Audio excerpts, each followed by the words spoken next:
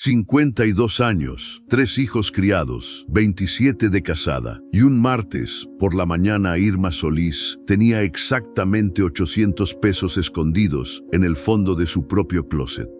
No era el dinero de la semana, no era lo que le habían dado para el mandado. Era dinero que nadie sabía que existía. 8 meses de silencio, 8 meses de madrugar un poco más, de hacer una cosa pequeña que él nunca notó, de guardar moneda por moneda en un lugar que solo ella conocía. 8 meses de no decir nada, de sonreír igual, de servir la cena a la misma hora, de acostarse en la misma cama. Y nadie, absolutamente nadie, lo supo.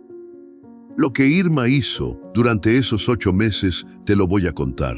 Pero primero necesito que entiendas algo. Esto no es una historia de traición, es una historia de sobrevivencia. Y cuando llegues al final, quiero que te preguntes si tú también has necesitado hacer algo en silencio para poder respirar.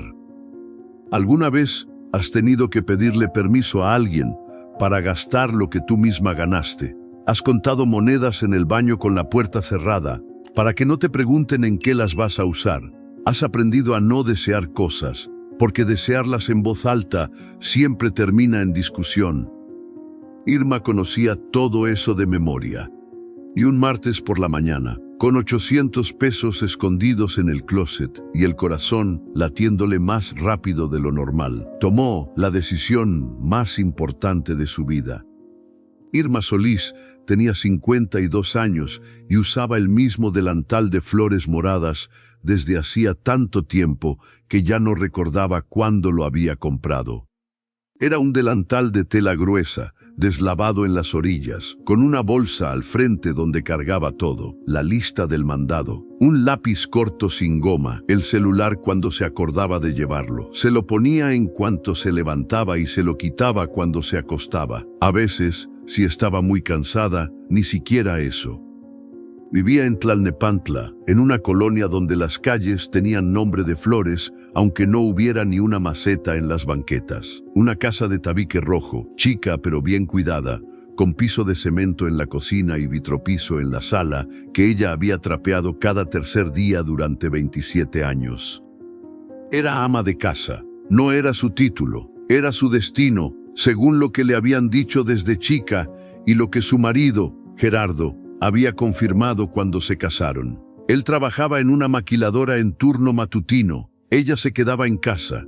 Así habían decidido, o así había quedado, que no siempre es lo mismo. El dinero llegaba en manos de Gerardo cada 15 días. Él le daba lo que consideraba suficiente para el gasto y ella administraba. A veces alcanzaba, a veces no. Cuando no alcanzaba, Irma resolvía. Compraba menos, cocinaba diferente, usaba lo que había en la alacena, aunque ya no combinara. Nunca pedía más, porque pedir más era abrir una discusión que siempre terminaba igual, con ella sintiéndose tonta por gastar, aunque no hubiera gastado en nada que no fuera necesario. Sus 3 hijos ya estaban grandes. El mayor en Monterrey, la de en medio casada en el mismo municipio, el chico estudiando en el Politécnico. La casa ya estaba sola, ya no había razón para tanto sacrificio, y sin embargo el sacrificio seguía ahí, como un hábito que el cuerpo ya no sabe cómo soltar. Irma soñaba con una cosa pequeña y concreta, tener un puesto en el tianguis del martes, vender antojitos, no un negocio grande, solo su puesto, su comal, su mesa con mantel de plástico, y al final del día contar su propio dinero con sus propias manos. Ese sueño lo tenía guardado desde hacía años en una jarrita de barro café que estaba en el fondo del closet, detrás de los suéteres de invierno. La jarrita era chica, de las que venden en los tianguis de artesanías, con una ranura en la tapa para echar monedas. La había comprado ella misma un día que fue sola al mercado de Texcoco, hace 4 años. Le costó 20 pesos. Nadie le había preguntado qué era. Nadie sabía que existía. Cada vez que podía, Irma metía una moneda por la ranura. 5 pesos, 10, a veces solo 2, los que sobraban del cambio del mandado. La jarrita sonaba cuando la movía, un sonido pequeño, secreto, que a ella le sonaba a promesa.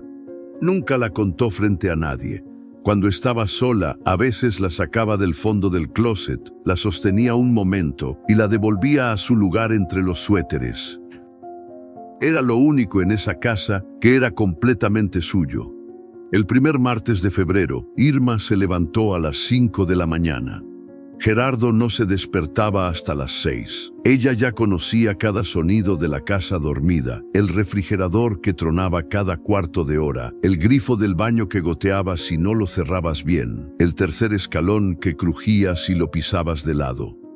Se vistió en silencio, se puso el delantal de flores moradas encima del suéter, agarró las 2 bolsas de tela que había preparado la noche anterior y salió.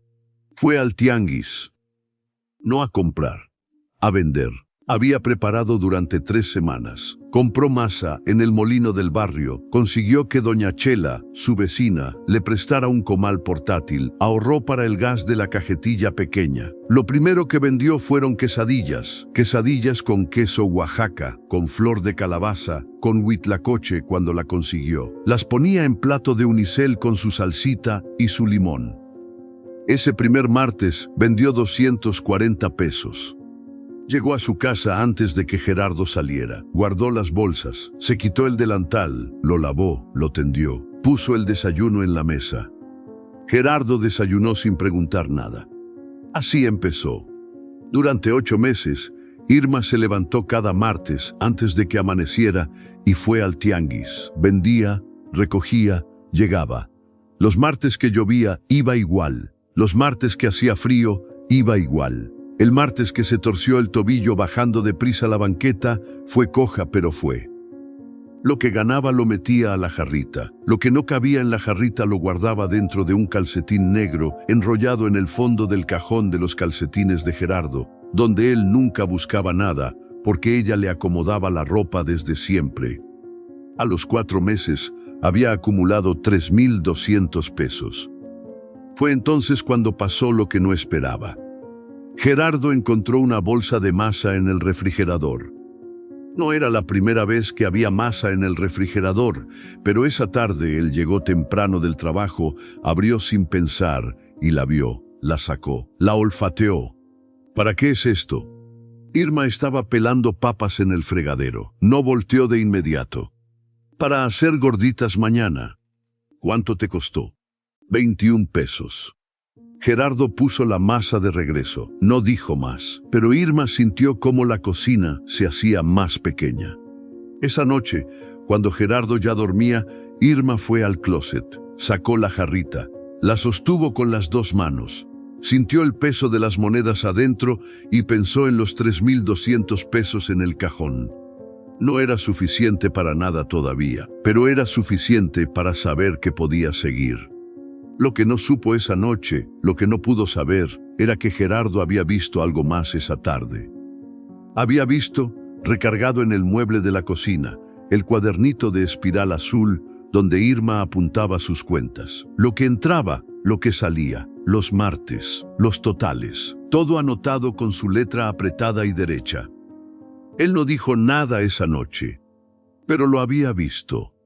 El banco del que Irma era cliente desde hacía años quedaba a 4 cuadras de su casa, y la fila los lunes por la mañana siempre era larga. Ese lunes de marzo, Irma fue a depositar. No todo, solo 1.500 pesos, en la cuenta que había abierto a su nombre 2 meses antes, un día que Gerardo salió de viaje a ver a su mamá en Hidalgo, y ella tuvo 4 horas libre. Una cuenta que él no sabía que existía, pequeña, suya.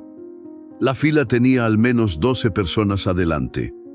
Junto a ella en la fila había una señora mayor. Tendría unos 70 años, quizás más. Pelo blanco, peinado con cuidado hacia atrás. Blusa de flores, diferente al delantal de Irma, pero de la misma familia. Cargaba una bolsa de tela bordada en punto de cruz.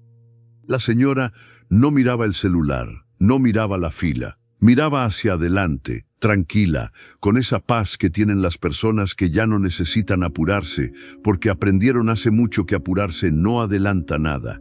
Irma la miró un momento y luego miró al frente. Pero la señora volteó hacia ella. ¿Estás bien, hija? Irma no esperaba que le hablaran. Se sorprendió. Sí, señora, gracias. La señora sonrió, no con lástima, sino con reconocimiento, que es diferente. «Traes los hombros así», dijo, y levantó ligeramente los suyos hacia las orejas para mostrar lo que quería decir. Irma no se había dado cuenta, los bajó. «Es el peso», dijo la señora, sin más. Y luego, sin que Irma le contara nada, como si ya supiera, agregó: «¿Sabes lo que pasa con el agua que se guarda en la jarra, que no se evapora, que espera, que está cuando la necesitas? El agua que se deja correr sola, esa nunca sabes dónde termina». Irma la miró. «Tú estás llenando tu jarra», dijo la señora. «No importa cómo, no importa cuánto. El agua que se guarda con intención no se desperdicia». Hubo un silencio. Avanzaron 2 pasos en la fila. «Yo hice lo mismo», continuó la señora, sin drama, como quien platica del clima. «Guardé 40 años, no todo junto, de a poquito. Mi marido nunca supo, y cuando me quedé sola, tenía lo suficiente para no pedirle a nadie». Silencio. «No guardes por miedo, hija. Guarda por respeto. Respeto a ti misma». La fila avanzó. La señora llegó a su ventanilla, hizo lo que fue a hacer. Y cuando Irma quiso voltear a decirle algo más, la señora ya estaba saliendo por la puerta con su bolsa bordada en punto de cruz. Irma llegó a su ventanilla. Depositó sus 1.500 pesos. El cajero le dio su comprobante. Lo dobló y lo guardó dentro de su delantal, en la bolsa donde cargaba todo. El agua que se guarda con intención no se desperdicia. Eso fue lo que se repitió de regreso a su casa, caminando despacio, con los hombros abajo. 4 meses después de ese lunes en el banco, Irma llegó a su casa, un martes de tianguis, y encontró a Gerardo sentado a la mesa de la cocina. No estaba desayunando, no estaba leyendo el periódico. Estaba sentado con las manos sobre la mesa y el cuadernito de espiral azul frente a él. Irma se paró en el umbral de la puerta con las 2 bolsas de tela en la mano. Gerardo no gritó. Eso fue lo que la desconcertó más. Gerardo nunca gritaba. Lo que hacía era peor. Se quedaba quieto, con esa calma fría que es más amenazante que el escándalo. «¿Desde cuándo?», preguntó.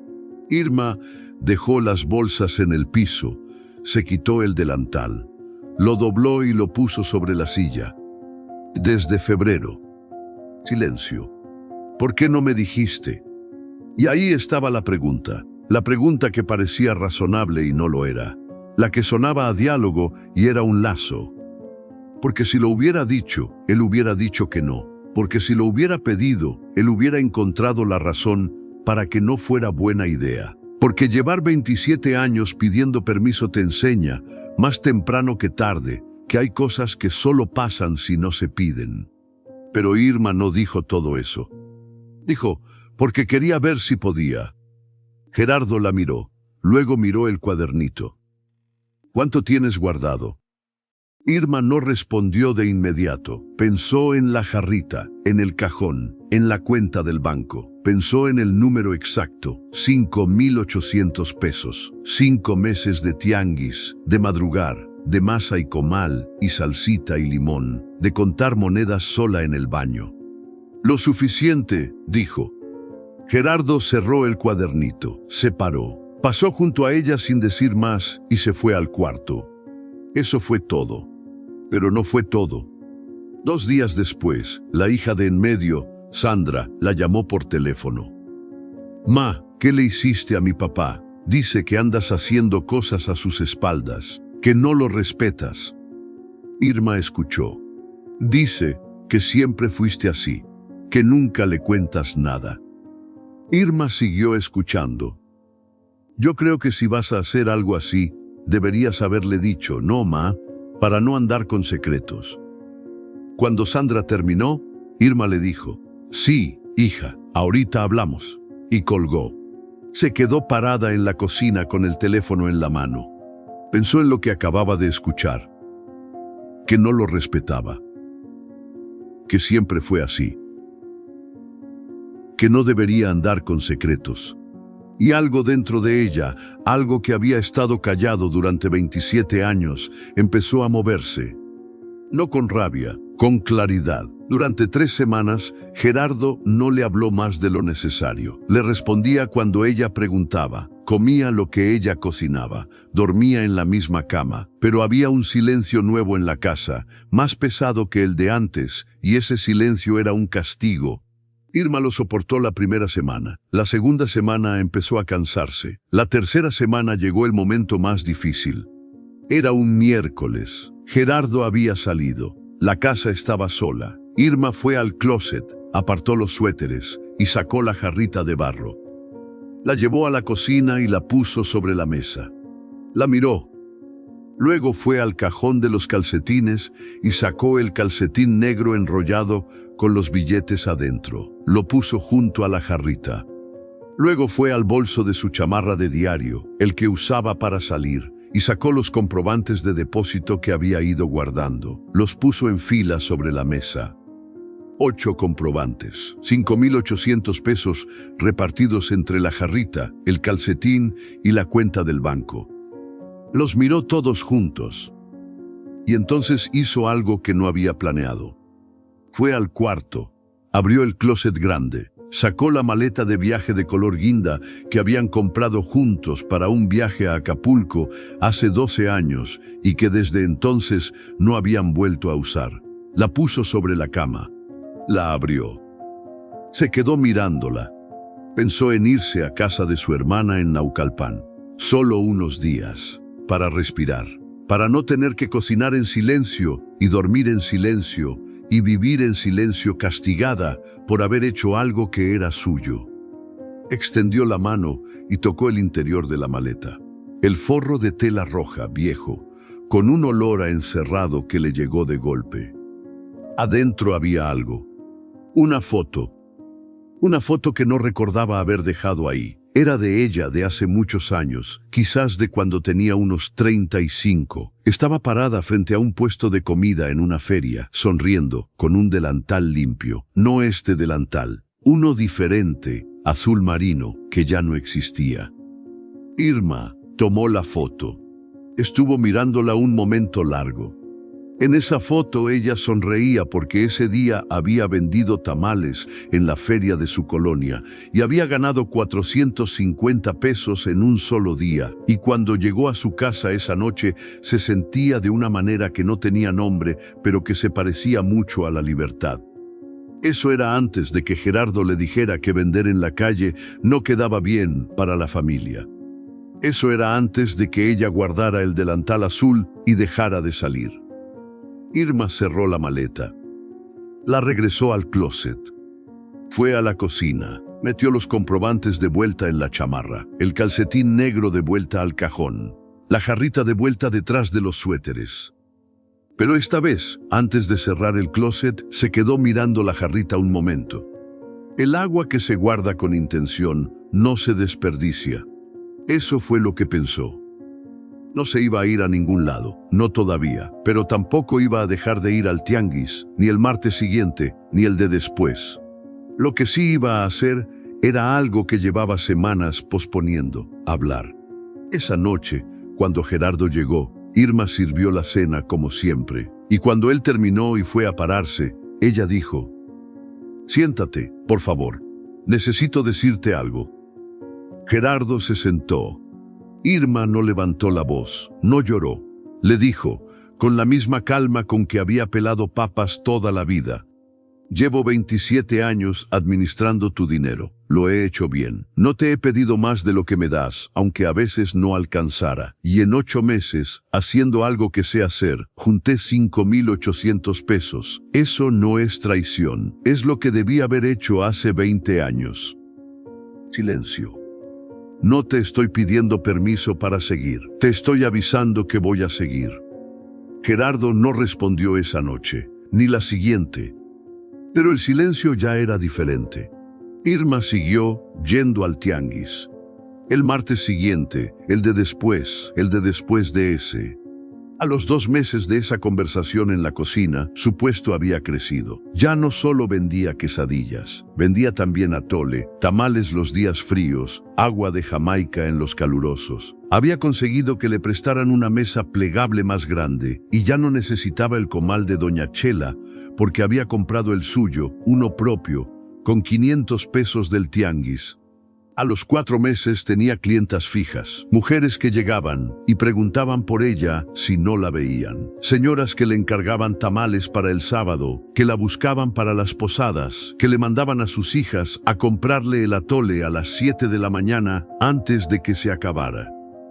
Su nombre en el tianguis no era Irma, era la señora del atole. Y eso, en el tianguis, vale más que una tarjeta de presentación. A los 6 meses, Gerardo llegó un martes a verla.